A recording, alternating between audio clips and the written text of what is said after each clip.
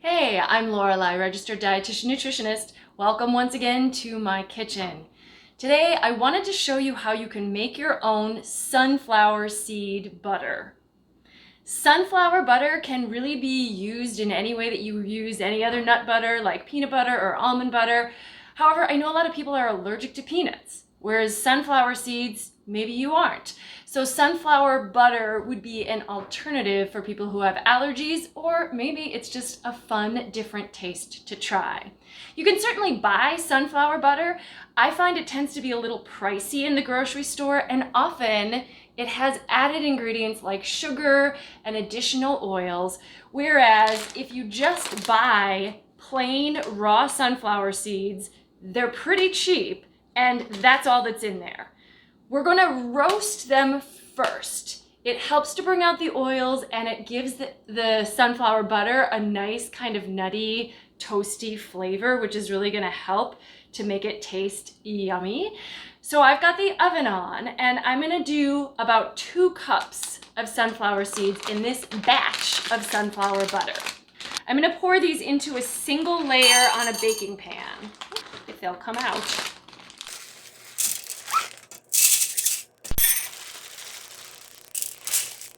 That's most of the bag. This bag cost probably a little less than $2.50. If I were to buy a 16-ounce container of sunflower butter, this is 16 ounces. But if I were to buy 16 ounces of sunflower butter, it would definitely be more than that, I promise.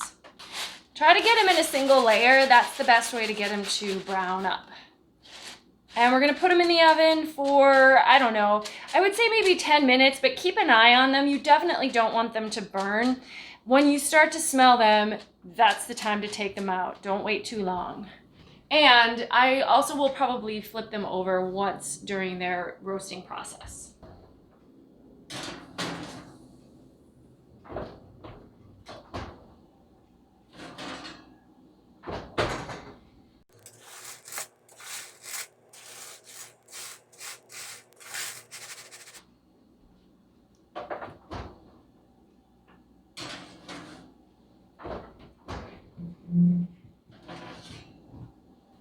You want them to be looking a little golden, a little brown, but you don't want them to start to get dark.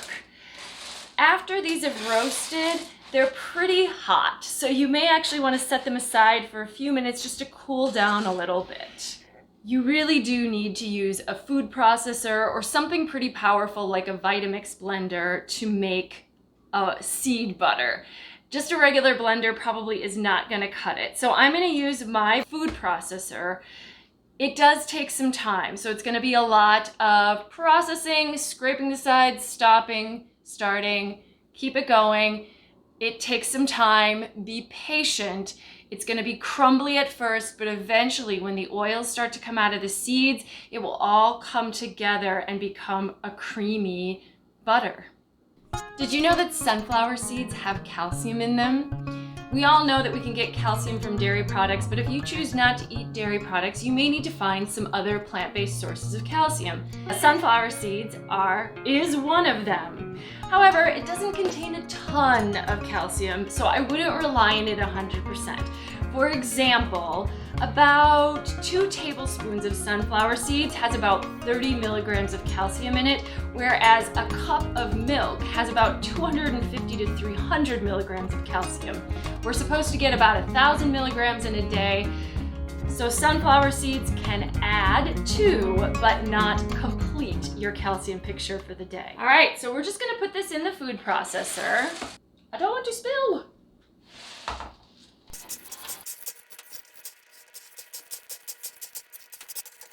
By the way, this process is pretty much the same if you want to make any other kind of nut or seed butter.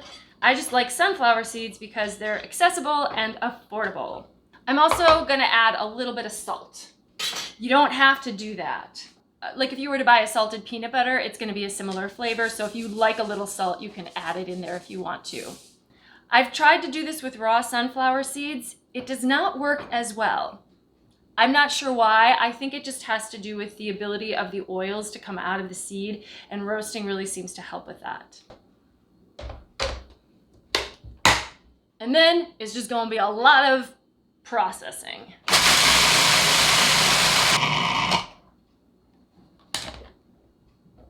It is in the crumbly stage, but a lot of the crumbles have kind of climbed the sides of my food processor bowl, so I want to scrape them back into the mix. Right now it's like a powder, or like a flour almost. And process more. Stop, scrape, process more. Stop. Ooh, it's getting to the clumpy stage. It's started to kind of come together a little bit, but we'll still process it a little bit more. Do not be tempted to add water to this because it will make it really gummy, not what you want. You could add oil, but it really is just adding extra oil. You don't need to. Process more.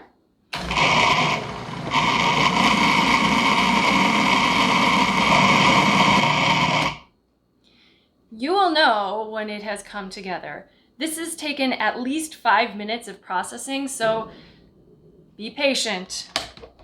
But it will really be obvious that it looks like peanut butter. And it smells like sunflower seeds. It's smooth. It's not grainy. It's a pretty thick seed butter though. If you wanted it to not be quite this thick, you could add a little bit of oil. Sunflower butter can be used really in any place you use peanut butter. So you could use it also in place of like tahini in hummus. You could use it in place of peanut butter in just a standard peanut sauce you might be making. Or you can put it on a sandwich with some banana, or you can just eat it by itself with like some carrot sticks or maybe some apple slices. However you would use any other kind of nut butter, you can certainly use sunflower butter. It's a little bit of a different flavor. Hopefully you'll enjoy the taste. It's different, but it's nice. Kind of unexpected and fun.